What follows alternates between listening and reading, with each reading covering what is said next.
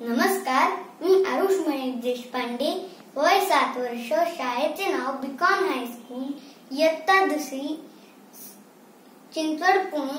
भाषा मराठी. स्वातंत्र्यवीर सामाजिक संस्थेने आयोजित केलेले स्वातंत्र्यवीर सावरकर जयंतीनिमित्त वक्तृत्व स्पर्धेत मला आवडलेली स्वातंत्र्यवीर सावरकरांची एक गोष्ट मी आज तुमच्या समोर सादर करत आहे. गोष्टीचे नाव आहे ऐतिहासिक सागर झेप. 1910 सालची गोष्ट आहे. एका भारतीय तरुणाला ब्रिटिशांनी लंडनमध्ये देशद्रोहाच्या आरोपाखाली अटक केली. त्याला कठोर शिक्षा सुनावण्यासाठी लंडनहून भारतात आणायचे होते. त्यामुळे मोरिया नावाच्या बोटीची व्यवस्था केली.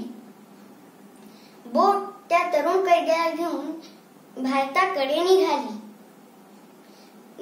फ्रान्समधील मार्सेल्स बंदरात बोट पोहोचली. काही यांत्रिक बिघाड दुरुस्त करण्याचे काम चालू होते. बाकी प्रवासी निश्चिंत होते. मात्र या तरुण कैद्याच्या मनात काही वेगळेच गणित आकाराला येत होते. त्याच्यावर दिवस रात्र 2 पहारेकऱ्यांची सक्त नजर असायची.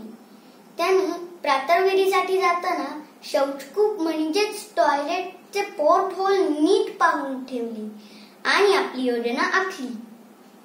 8 जुलै 1910 त्यांनी त्या पहारेकऱ्यांना शौचकूपाकडे नेण्याची विनंती केली. त्याप्रमाणे ते पहारेकरी त्याला तिथपर्यंत घेऊन गेले.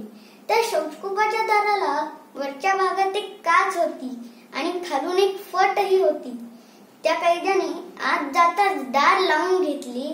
त्या काचेतून काही दिसू नये म्हणून आपला कोट काढून ती काच झाकली जाईल असा अडकवला आणि फटीतून काही दिसू नये म्हणून आपले बूट काढून ठेवले आणि आवाज येऊ नये म्हणून नळ चालू केला आणि सर्व शक्ती एकवटून पोर्ट होलचे दार उघडले आणि समुद्राकडे पाहिले. सर्व शक्ती एकवटून त्यांनी स्वतःला पोर्ट होल मध्ये झोकून दिले आणि भारत माता की जय असं म्हणून त्यांनी समुद्रात उडी मारली. इकडे बोटीवर कैदी अजून आला कसा नाही म्हणून त्या पहारेकऱ्यांनी दार तोडून पाहिले तर कैदी आत नव्हताच. त्यांचा आरडाओरडा सुरू झाला. कैदी पळाला, कैदी पळाला, कोण कैदी, कोण कैदी, ब्रिटिशांचा कैदी, ब्रिटिशांचा कैदी, पण नाव काय, नाव काय, नाव काय, सावरकर, सावरकर, सावरकर. सर्वत्र ह्याच नावाची चर्चा सुरू झाली. आणि मित्रांनो, हा तरुण कैदी म्हणजेच स्वातंत्र्यवीर विनायक दामोदर सावरकर. आणि पुढे पोहत पोहत त्यांनी फ्रान्सच्या भूमीत पाऊल ठेवले.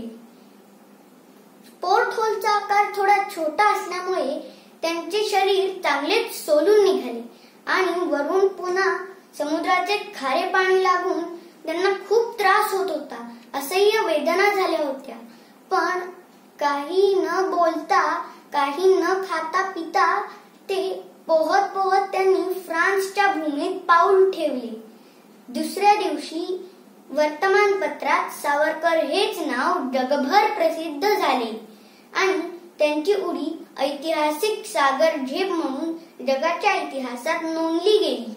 एका कवीने त्यांच्या कवितेत म्हणले आहे की मातेसाठी समुद्र पार करून जाणारे 2च जण या जगात होऊन गेले. एक म्हणजे हनुमान आणि दुसरे म्हणजे स्वातंत्र्यवीर विनायक दामोदर सावरकर. अशा स्वातंत्र्यवीराला माझे शतशः प्रणाम. ह्यांनीच लिहिलेल्या कवितेतील 2 ओळी गाऊन मी माझी गोष्ट थांबवतो. मजसीनी परत मातृभूमीला